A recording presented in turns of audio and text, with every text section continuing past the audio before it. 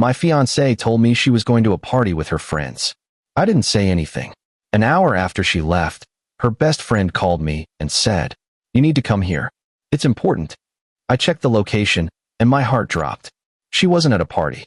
She was somewhere else. When I arrived, the scene in front of me was strange and unsettling. Before I could even process what I was seeing, my fiancée came running toward me, crying, trying to explain everything, finally telling me the truth. But by then, I had already made my decision. I'm 28 years old, and 3 months ago, I thought I had my entire future mapped out. I was engaged to the woman I'd been with for 4 years. Then one Saturday night, everything shattered in 2 hours. My fiancée, Lauren, told me she was going to a birthday party for one of her college friends at a rooftop bar downtown. She'd been talking about it all week. I didn't think twice about it. She kissed me goodbye around 7 and left in an Uber wearing a black dress I'd never seen before. I settled in for a quiet night, ordered Thai food, started a documentary. Around 8:30, my phone rang. It was Becca, Lauren's best friend since high school. "Hey, where are you right now?" Becca's voice was tight, urgent. "Home. What? You need to come to 1247 Oakwood Terrace. Right now? Don't call Lauren. Just come." My stomach dropped. "What's going on? Is she okay?" "She's fine. Physically. But you need to see this for yourself." "I'm serious. Come now." She hung up before I could ask anything else. I pulled up the address. Oakwood Terrace was a residential street across town, nowhere near downtown. Nowhere near any rooftop bar. My hands were shaking as I grabbed my keys. The entire drive, I kept trying to logic my way through it. Maybe the party got moved. Maybe Becca was overreacting. But none of those explanations made sense with the tone in her voice, that mix of anger and pity. I pulled up to a modest 2-story house with cars lining both sides of the street. Music thumped from inside. Through the windows, I could see people moving around. It looked like a party. But why would Becca sound like that if it was just a party? I was halfway up the walkway when Becca appeared on the porch. She looked miserable. "I'm sorry," she said immediately. "I debated calling you. But you deserve to know." "Know what?" She gestured toward the door. "Third house on the block is where the actual birthday party is. That's where I am. That's where Lauren told you she'd be. But about an hour ago, I saw her car parked here. I texted her asking where she was. She said she was at the birthday party with me. My blood went cold. She lied. She lied. So I walked over here and looked through the window. I saw her inside. And I saw who she was with." "Who?" Becca's jaw clenched. "Go see for yourself." I pushed open the front door.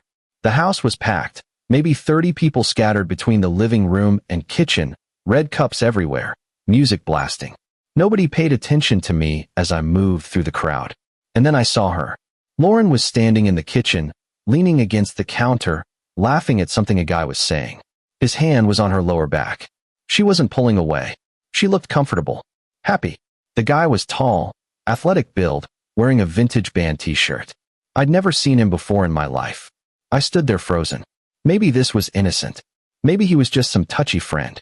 But then she tilted her head back, still laughing, and he leaned close to her ear. His hand slid from her back to her hip, and she let him. I walked straight toward them. She didn't see me until I was 5 feet away. When she did, every drop of color drained from her face. "Andrew," she breathed. The guy's hand dropped immediately. He looked between us, confused. "So this is the birthday party," I said. My voice sounded calm. I didn't feel calm. Lauren pushed off the counter, stumbling slightly. "What are you? How did you?" "Becca called me. Said I should come see where you really were." "Andrew, I can explain." "Explain what? That you lied to me? That you told me you'd be downtown, and you're actually at some random house party with some guy's hands all over you?" The guy stepped back, hands raised. "Whoa, man, I didn't know she had a..." "Get out of here," I said, not looking at him.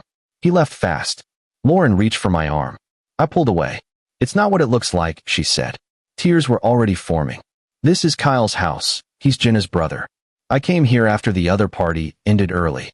You texted Becca an hour ago saying you were still at the birthday party with her. While you were here, you actively lied. Because I knew you'd be upset if I told you I was coming here. Why would I be upset unless you were doing something wrong?"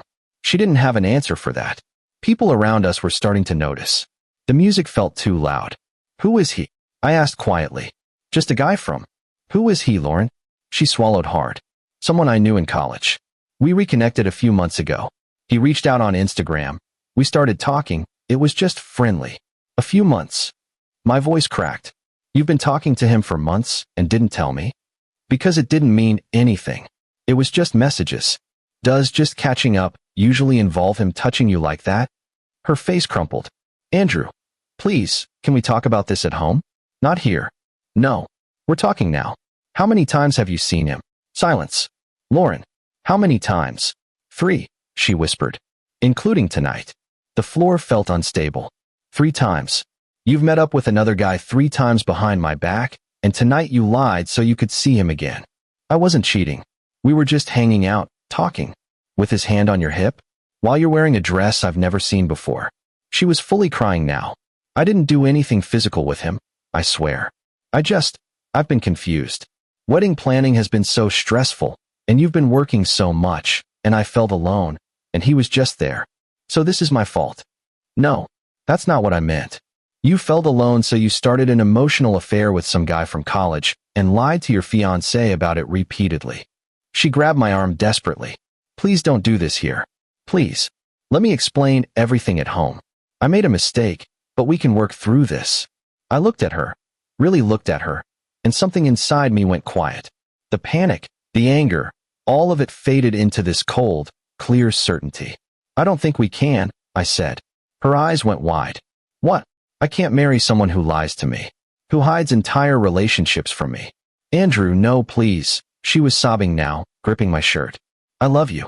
I made a mistake, but I love you. We can fix this. You loved me and still did this. That's the problem. I pulled her hands off me and stepped back. Becca was waiting outside, exactly where I'd left her. She looked at my face and her shoulders sagged. Thank you for calling me, I said. For what it's worth, I told her 2 weeks ago she needed to tell you about Kyle or stop seeing him. She promised me she would. She didn't. Lauren came stumbling out, mascara streaked down her face. Andrew, wait, please. I turned around. I'm going home. Don't follow me. I need space to think. How much space? A few days. I didn't answer. I got in my car and drove away. She called me 17 times that night. I didn't pick up. She sent a wall of text messages, apologies, explanations, promises to cut Kyle off completely. I read them all and didn't respond. Update. I spent the next 3 days at my brother's place. Lauren kept texting, long messages about how sorry she was, how she'd been stupid and selfish. She sent me screenshots of her blocking Kyle. She sent me a letter about everything she loved about me. None of it changed the fundamental issue. She'd lied. Repeatedly. Deliberately. On day 4, I finally agreed to meet her for coffee. She showed up looking exhausted, eyes swollen. Thank you for coming, she said, voice hoarse. I just nodded. I know you're angry. You have every right to be. What I did was horrible, and I have no excuse. You're right. You don't. She flinched. I've been thinking about why I did it. And I think I got scared. Of what? Of everything being so final. Of getting married, and this being my entire life. Kyle represented this version of me from before I had all these responsibilities. Talking to him felt like being 22 again. So you wanted to relive being 22 while still having me waiting at home? I didn't think about it like that. I felt like I was losing myself in wedding planning, and talking to him was this escape. I stared at her. Do you hear yourself? You're describing an emotional affair. You found someone else to confide in, to get validation from. You created a secret relationship because it made you feel good. I know, she whispered. And I hate myself for it. I don't need you to hate yourself. I need you to understand why I can't trust you anymore.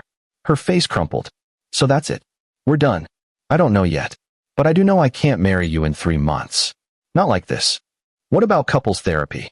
Lauren, we weren't even married yet, and you were already looking outside the relationship. What happens when things get hard after we're married?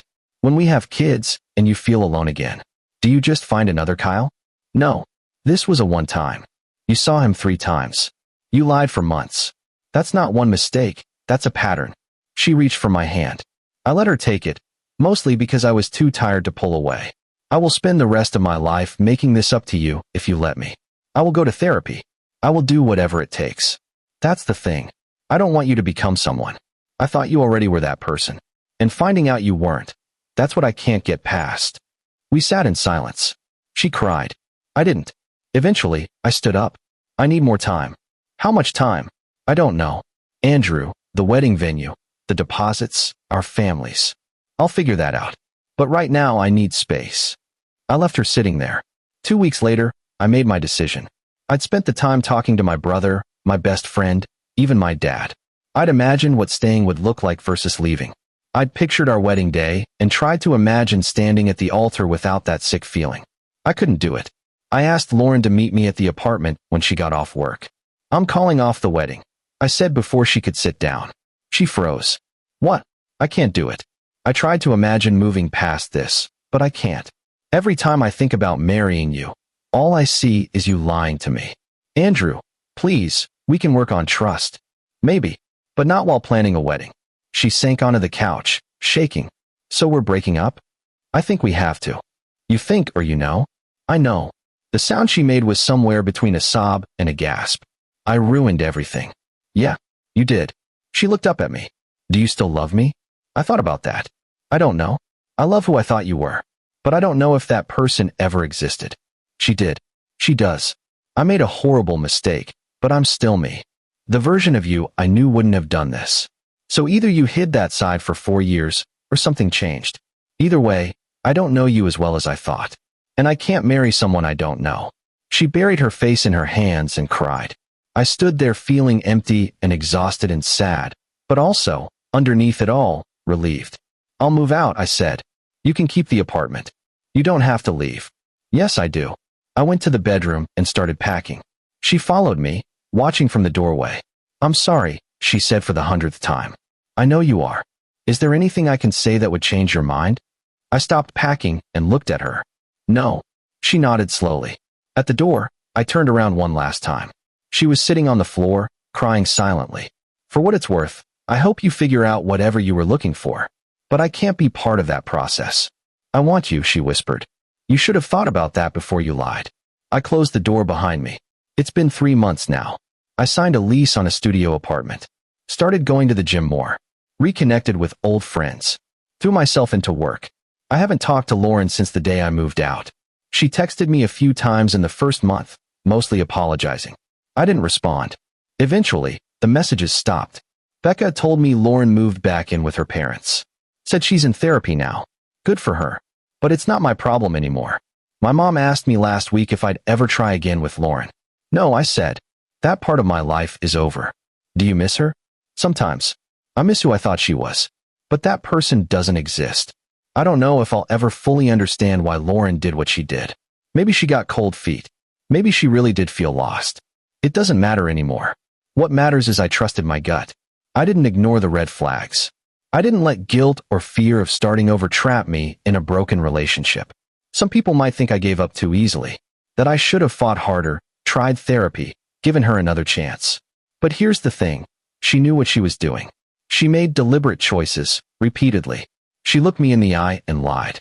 And when I caught her, her first instinct was to minimize and deflect. That's not someone who made a mistake. That's someone who showed me exactly who they were. And I believed them. Calling off the wedding hurt. Breaking up hurt. Rebuilding my life hurt. But marrying her would have hurt worse. And 3 months later, sitting in my studio apartment eating takeout alone, I don't regret my decision for a second. I dodged a bullet that night Becca called me. And I'm grateful I took the shot while I still could.